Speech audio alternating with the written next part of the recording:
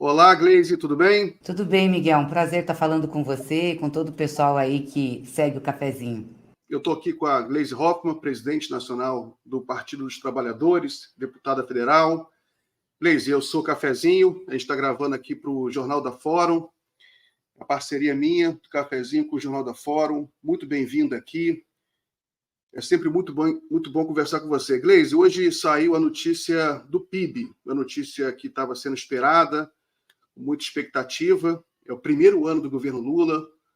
O IBGE estimou o PIB de 2023 em 2,9%. Queria saber como você avalia esse número, como o partido avalia, o que você acha? Olha, Miguel, de forma muito positiva, porque eu não sei se você lembra, mas no início do ano passado, as pessoas diziam, os analistas de mercado, que nós íamos ter um PIB de 0,8, de 0,9.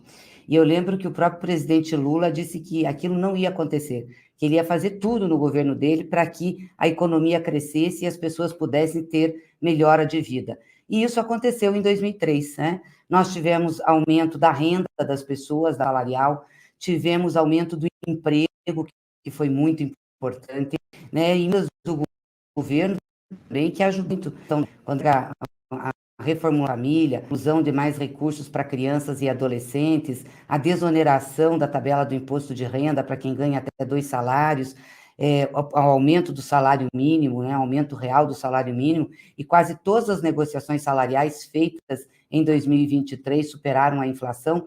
Então, isso foi muito importante para que a gente chegasse a esse resultado de quase 3% de crescimento do PIB. É quase 3 vezes o que previam os analistas de mercado. E esse é o resultado, não tenho dúvidas que o presidente sempre desejou, e foi para isso que ele se empenhou, e como ele disse, foi para isso que ele foi eleito. Gleise, tem um ponto no PIB, no cálculo do IBGE, que não é tão positivo, que é o investimento, né, a formação bruta de capital, que caiu 3%.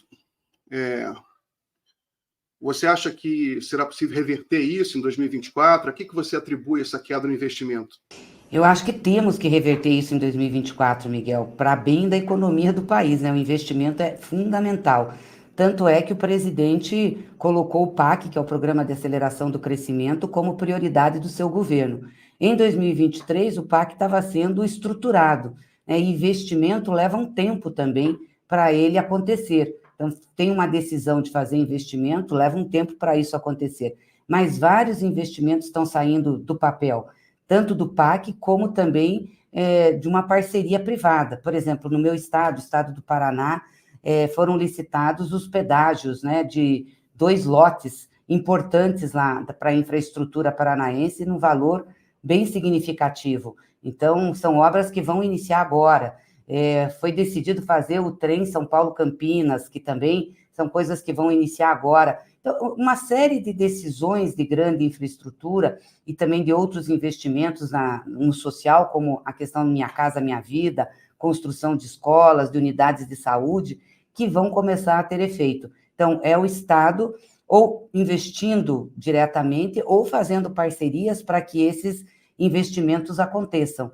Então, eu acho que é fundamental, acho que o presidente está com foco nisso, vai atuar para que isso aconteça e a gente recuperar em 2024. E o Estado entrando investindo, isso também é um estimulador para a própria iniciativa privada. Gleise, mudar um pouco de assunto, falar sobre a Palestina. Ontem ocorreu um massacre muito grande, uma coisa horrorosa, no norte de Gaza. Centenas de palestinos morreram enquanto estavam numa fila de comida, foram alvejados pelo exército de Israel. Hoje saiu uma pesquisa da Quaest mostrando que o prestígio de Israel levou um tombo. Essa pesquisa foi feita antes, foi feita até o dia 27, ou seja, antes do massacre. A pesquisa mostra ainda também que há uma polarização grande em relação a esse tema, pergunta se o Lula não teria exagerado. Como você vê, depois desse massacre de ontem, você acha que muda o impacto na opinião pública brasileira em relação a Israel? Como você está vendo essa questão na Palestina? Acho que está mudando, né? A pesquisa da Quest, que eu vi hoje também, já aponta para isso, né? Nós temos um drama humano, humanitário ali. tratado só como posicionamentos de um lado ou do outro. Quer dizer, é muito forte o que a gente está vendo, é muito forte as cenas, os vídeos, as fotografias, né? Ver aquelas crianças perdidas, sem ninguém, sem saber para onde ir, crianças tendo órgão amputado, sem anestesia, sendo mortas, mulheres, as pessoas com fome. Quer dizer, como é que deixa uma situação chegar a isso, né? O governo de Israel é assassino nesse sentido, né? Tá para genocídio, sim. Acho que o Lula, ao dizer o que disse, chamou a atenção para o mundo de uma maneira mais forte, mais firme, porque entrou de novo o debate sobre a realidade da faixa de Gaza e o que está acontecendo lá. Meio que as pessoas tinham parado de falar, entrou para a paisagem, mais uma guerra. Não é uma guerra. Você não tem luta de soldado contra soldado. Ali você tem soldados matando mulheres, uma guerra. É realmente um genocídio. Eu espero, sinceramente, que o mundo acorde para isso. Acho que já fortes em relação a isso. O próprio Biden, né, já ontem fez um posicionamento também mais firme. Eu espero que a gente tenha um cessar-fogo ali, tenha um socorro humanitário urgente, que, sabe, Palestina possa ser um Estado reconhecido, assim como é Israel, e a gente parar com esse conflito, porque é um drama humano, e eu não tenho dúvidas que isso está impactando na opinião pública. As cenas são muito fortes, né? As fotos, os vídeos, a gente tem dificuldade até de ver, tal é a situação da violência que ataca aquelas pessoas.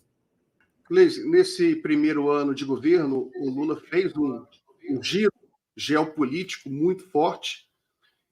Essa fala, por exemplo, que causou polêmica, foi feita no Egito, ou na Etiópia, né? Agora também esqueci.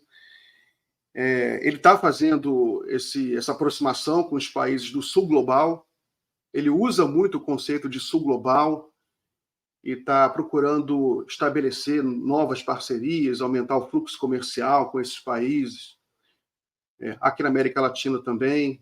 Inclusive, a notícia que eu vi hoje, que o presidente da Colômbia, o Gustavo Petro, também fez uma fala forte contra o massacre em Gaza. Como você vê esse giro geopolítico do Lula e como você acha que ele pode se refletir na economia brasileira e na nova ordem mundial? Olha, o presidente recolocou o Brasil, né, no cenário internacional, porque a gente estava numa situação de pária. O que Bolsonaro fez com o Brasil perante o mundo foi uma coisa muito ruim, né? Ninguém nem queria visitar o Brasil também, nem tampouco recebê-lo. Ele não tinha o que falar, o que tratar com os países. E o Lula não, o Lula reposicionou. Fez viagens importantes, né, na Ásia, continente africano, na Europa, Estados Unidos, e sempre fez com a questão, com duas referências, né? A articulação política do Brasil junto com essas nações, ou seja, os posicionamentos do Brasil, suas relações, e também as relações comerciais. Sempre Lula estava referenciando isso para a China, por exemplo. Ele foi com uma comitiva grande de empresários, de agricultores, abriu novos negócios para o Brasil.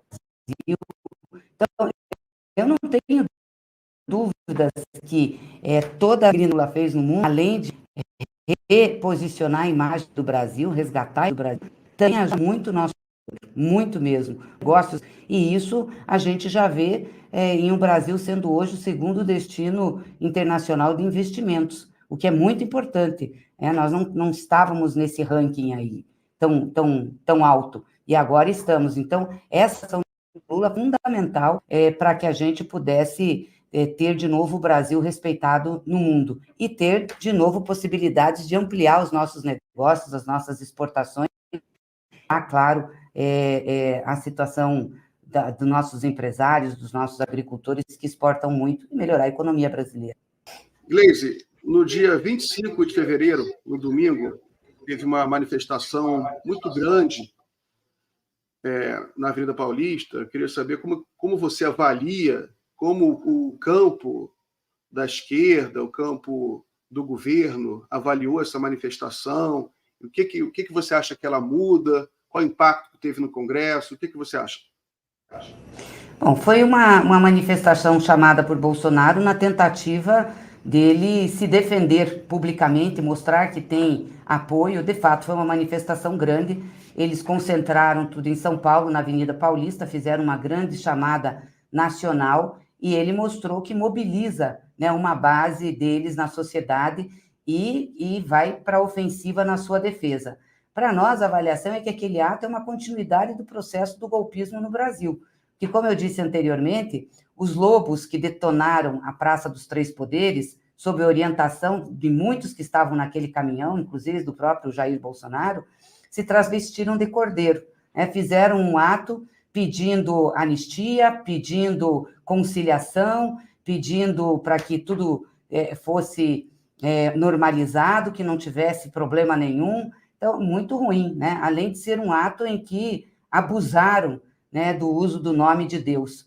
Eu fico muito preocupada com isso, porque quando se mistura política e religião, a coisa não tende a dar certo. Então, tentam ter um monopólio de Deus, né, sobre a batalha que travam. Eu acho isso muito complicado. Mas ele mostrou isso, que ele vai querer se defender e tem apoio, né, da sua base social para se defender. Por isso que a gente tem que ficar bem esperto, porque esses ataques à democracia, eles acontecem de várias formas. Acontecem da maneira brutal, como eles fizeram em 8 de janeiro, depois acontecem nessa forma, né, travestidos de pessoas simples, humildes, que pedem anistia, que querem conciliação, mas isso tudo é um crescente contra o Estado Democrático de Direito, contra a democracia e principalmente contra a punição daqueles que foram os artífices do golpe que quase se consumou, que pretendiam consumar no dia 8 de janeiro. Então, está muito certa a Justiça, o Supremo, o Tribunal Superior Eleitoral, de fazer essas investigações.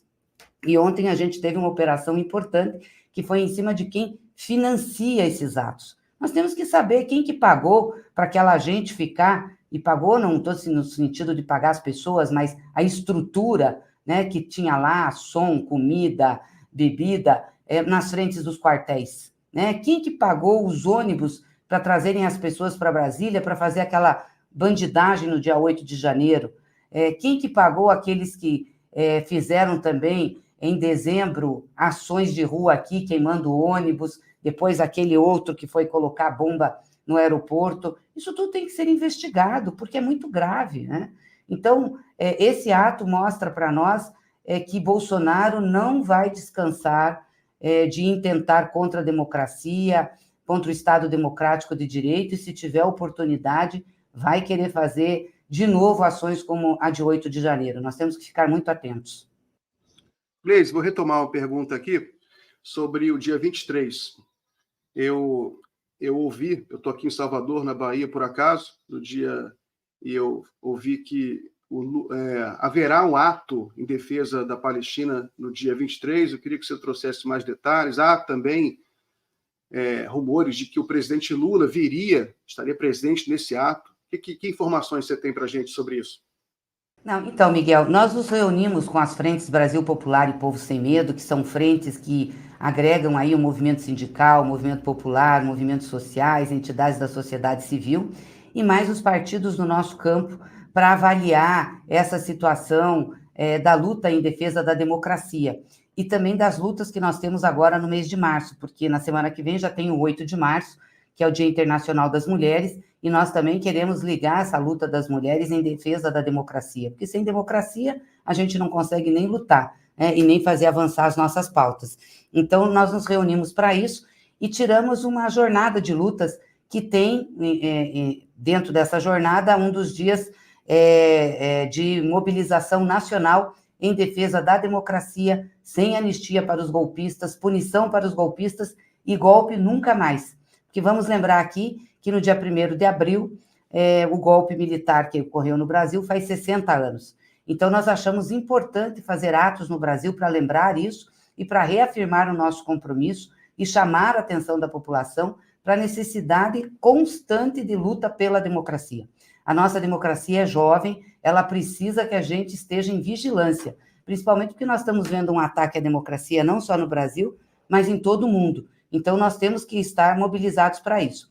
E tiramos o dia 23 como um dia nacional de mobilização. Agora, as frentes em cada estado vão conversar e vão ver quais são os lugares que podem ocorrer esses atos.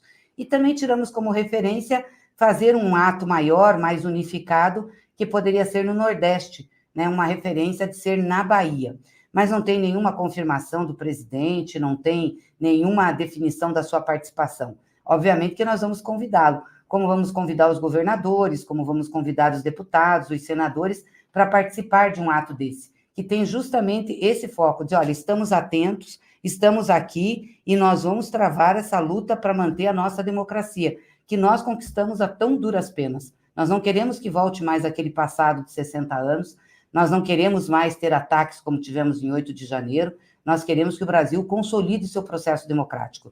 E é óbvio que essa democracia formal, de participação, de fala, de participação em eleição, mas também a democracia efetiva, que diga ao povo por que ela é melhor do que um regime autoritário. A democracia que leva melhoras na economia, como a gente está tendo, né, e teve nesse ano de 2023, com o presidente Lula à frente do governo, é a democracia que combate a fome, é a democracia que melhora a renda das pessoas, é a democracia que leva serviço público para todos os lugares do Brasil. Então, é essa discussão e é essa defesa que nós queremos fazer. Por isso, o ato do dia 23. Depois nós vamos ter outras lutas, vem o 1º de maio, que nós também vamos fazer um ato unificado, vamos ter as lutas de abril, que são as lutas do campo, enfim, tiramos um calendário dos movimentos e do campo dos partidos progressistas e populares.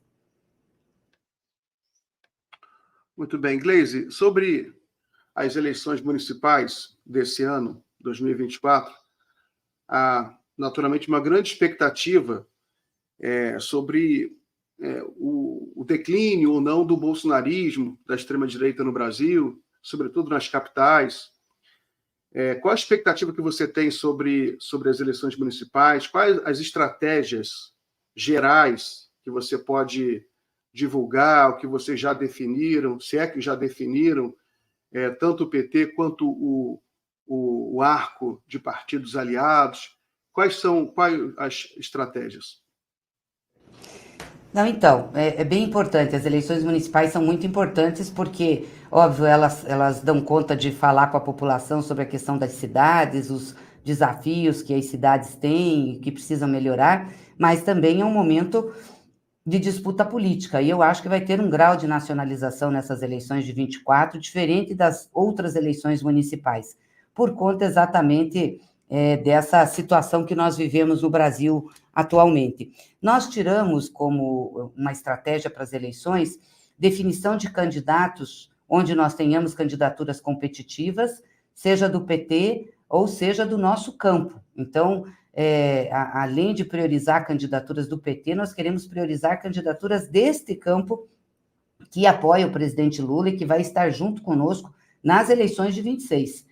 Essa é um ponto muito importante para nós, muito importante para nós. Ou seja, o PT pode não lançar candidato em determinadas cidades, apoiar a candidatura de um outro partido, até fora desse espectro de aliança mais da esquerda e da centro-esquerda, mas o compromisso desta candidatura e desse partido é estar no apoio da reeleição do presidente Lula em 2026, porque nós temos um projeto nacional e achamos que esse projeto tem que ser conduzido para poder ser conduzido e reafirmado, ter reeleição, para poder começar a fazer as diferenças estruturais que nós pretendemos no Brasil. Então, é dentro desse aspecto que nós estamos trabalhando.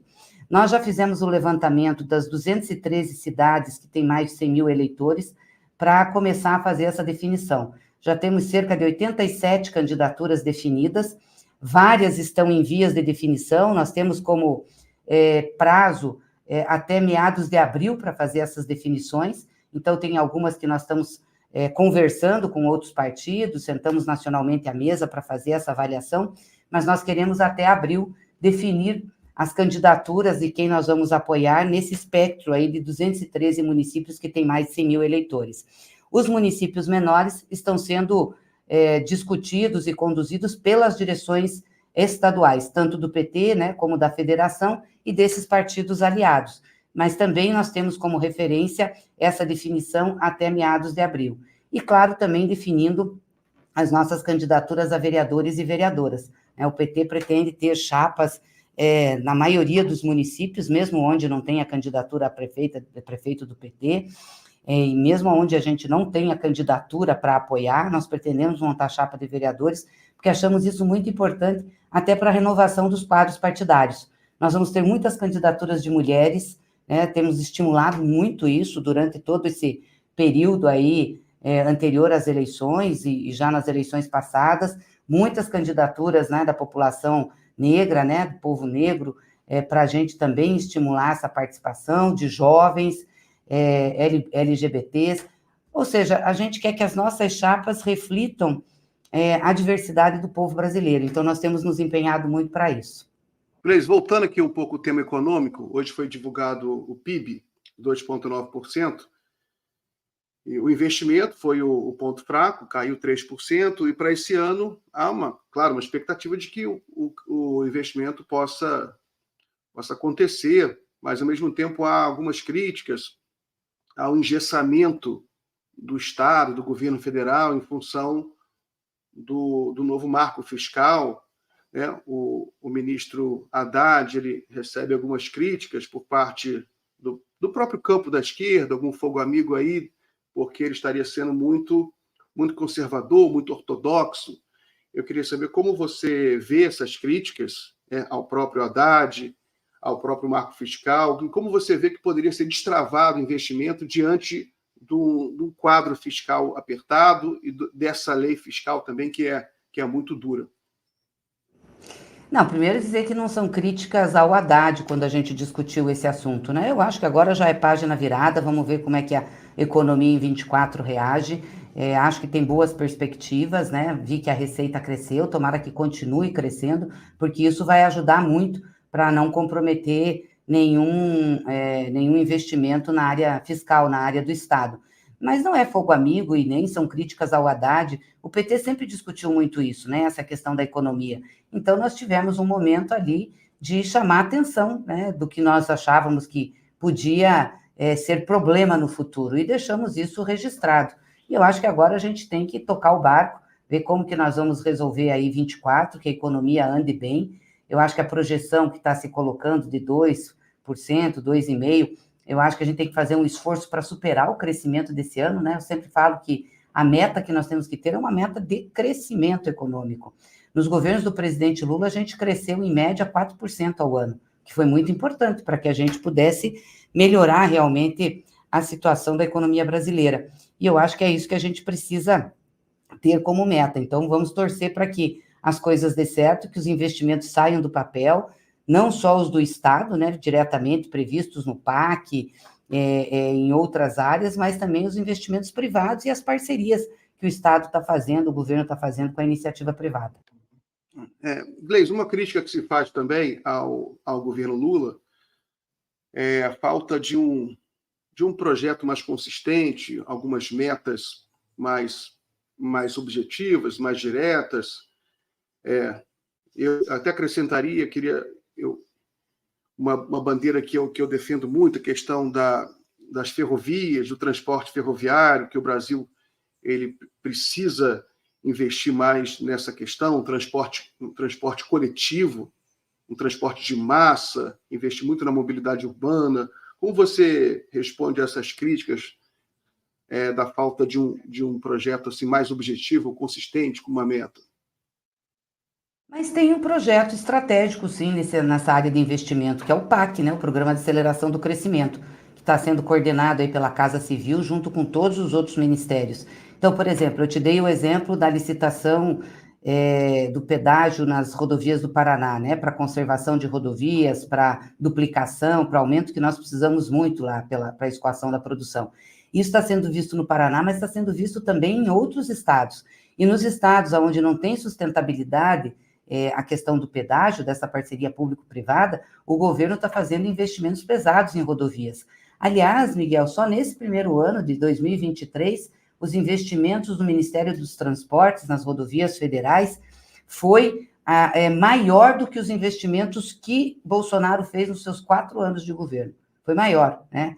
Nós, lá no Paraná, só nós recebemos 800 milhões de reais em um ano, né? Quando no outro governo não chegou a 100 e poucos milhões. E a gente estava numa situação muito crítica das rodovias. Então, isso tem sido investido. É um ponto. Então, tem dentro do PAC toda a estratégia de recuperação das rodovias no país, seja por parceria público-privada, seja por investimento direto. Na questão ferroviária também, eu falei há pouco agora do trem ligando São Paulo a Campinas, que faz tempo que isso está se desenhando e agora está saindo do papel, né? Teve a licitação já, então é importante, as obras devem começar. E a parte de ferrovias também, para escoamento de produção. O Brasil precisa disso, com certeza, cada vez mais, investir, e tem todo um investimento em ferrovias. A parte de mobilidade urbana, né, com corredores de ônibus, não só trens e metrôs, mas corredores de ônibus, ônibus elétrico, enfim, também está no PAC. É óbvio que talvez a gente não tenha, do ponto de vista do Estado, o recurso que nós precisaríamos ter para fazer esses investimentos. Então, seja um recurso mais limitado. Mas tem muito incentivo para a iniciativa privada entrar junto nesses investimentos. Então, tem uma visão estratégica, sim, sobre investimentos em infraestrutura no Brasil, principalmente nessa questão de transporte, seja para a produção, seja para as pessoas, porque realmente nas regiões metropolitanas é um drama, né, a questão do transporte coletivo. Leis, última pergunta, então, sobre a relação entre os poderes, a relação, sobretudo a relação entre o executivo, o legislativo, que são poderes eleitos, né, com o judiciário, que sempre foi, há muitos anos, que é uma relação problemática no Brasil. Durante os governos Lula foi uma relação problemática, sobretudo com a Lava Jato, né, que ela provocou muita confusão aí nessa relação. E agora a oposição de direita, uma das principais bandeiras dela, se não a principal, acho que a principal bandeira dela hoje em dia é acusar o Brasil de viver uma ditadura judicial. Até um jornalista de direita aí, americano hoje, mas um cara com um público grande, fez uma acusação que eu considero sem pena em cabeça, mas enfim, queria que você respondesse, que o Brasil vive uma ditadura judicial, prendendo opositores, e dentro do campo da direita isso está crescendo muito, né? Tanto que essa manifestação de 25 de fevereiro foi basicamente, a principal bandeira foi essa. Como você vê, como você responde essa acusação da direita? Engraçado, né? Porque a extrema-direita sempre deturpa e desvia as coisas. Eles colocam para os outros o que eles fazem. Eles defendem ditadura, eles defendem direção ditatorial, né? Fizeram isso o tempo inteiro. O Bolsonaro falava disso, defendeu a ditadura militar, defendeu os torturadores, eles defendem. Aí, quando eles têm que responder pelos erros que eles praticam, pelos crimes que eles praticam, eles dizem que é ditadura. Olha, nós teríamos todas as condições, nós da esquerda, o presidente Lula, nós do PT, de dizer que tem uma ditadura judicial, porque nós passamos por situações muito difíceis, né? Em processos em que a gente não teve o Estado democrático de direito respeitado, devido ao processo legal, em que teve conduções coercitivas, prisões arbitrárias, tudo isso. Nós denunciamos na época, fizemos movimento, discutimos judicialmente, fomos atrás do direito. O Lula se defendeu em todas as vezes que teve a oportunidade para falar. Nunca o Lula ficou calado num depoimento. Bolsonaro ficou. Quando a pessoa fica calada num depoimento é porque ela não tem o que dizer, ou se ela disser, ela vai se comprometer, porque ela não consegue se defender. O Lula, pelo contrário, em todos os depoimentos que ele foi, ele levou provas da sua inocência, fez o seu depoimento, aliás, até debate com o juiz. Quantas vezes a gente viu o Moro falando com o Lula, enfim, em depoimentos, e ele se defendendo. Então, Lula, nós nunca recuamos de fazer a nossa defesa, sempre fizemos de cabeça erguida e sempre apontamos os erros judiciais, mas sempre defendemos que prevalecesse o devido processo legal e Estado democrático de direito. E eu acho que nós conseguimos fazer isso, vencer aqueles processos nefastos da Lava Jato, vencer aquela mentirada toda que foi feita contra nós. Claro que ficou o drama político, ficou o peso político, que agora a gente vai, com o tempo, mostrando para a população, para as pessoas, para a sociedade, o que aconteceu. Bolsonaro não aguenta um processo, não aguentou um depoimento, ficou quieto porque não tem o que dizer. Aí ele vai dizer que é uma ditadura militar, uma ditadura judicial? Que ditadura? Onde é que ele foi levado coercitivamente para depor? Né? Onde outros foram levados coercitivamente? O que nós vimos foram algumas prisões que eram necessárias, por exemplo, daquele pessoal que fez aquela depredação na Praça dos Três Poderes, que investiu contra, né, o poder público, investiu contra os poderes, mas investiu também contra o patrimônio público, né, quebrando, depredando tudo. É óbvio que essa gente, para ser investigada, não pode fugir, e, diante de alguns casos mais graves, se fez a prisão preventiva. Isso é previsto no Código de Processo Penal, inclusive para outras situações também que teve prisão. Mas não tem ditadura não judicial, o que nós estamos vendo é firmeza nas investigações, os inquéritos sendo tocados, não colocados debaixo do tapete, e as coisas sendo esclarecidas, e nós precisamos disso. E se tiver responsabilidade, se participou, se ficar provado, né, a sua participação nos crimes, Bolsonaro tem que ser preso. É assim, acontece com todo mundo. Quer dizer, se o devido processo legal for respeitado e for comprovada, de fato, a participação no crime, a pessoa tem que responder, tem que ser presa. Muito bem. Gleisi, alguma pergunta que eu esqueci de fazer, que você gostaria de responder? Algum comentário final? Não, acho que a gente tocou em todos os pontos aqui, né? Eu queria te agradecer, Miguel, agradecer o cafezinho, aí a Fórum, vocês fazem essa parceria, por sempre dar espaço e por estar sempre levando, né, as informações corretas para as pessoas, porque nesse mundo do pós-verdade, onde inventam as coisas, as fake news, a forma de disputar a política, é algo muito complicado, e a gente tem que estar lembrando sempre disso, né, para as pessoas terem muito cuidado com as informações que recebem, para não caírem já de primeira nessas informações e poder checar. Então, eu quero agradecer e parabenizar o trabalho que vocês fazem aí nesse sentido. Muito bom. Obrigado você, Gleisi. Um abraço, bom trabalho aí, bom final de semana. Obrigada, para você também e para todos que acompanham o cafezinho. Obrigado.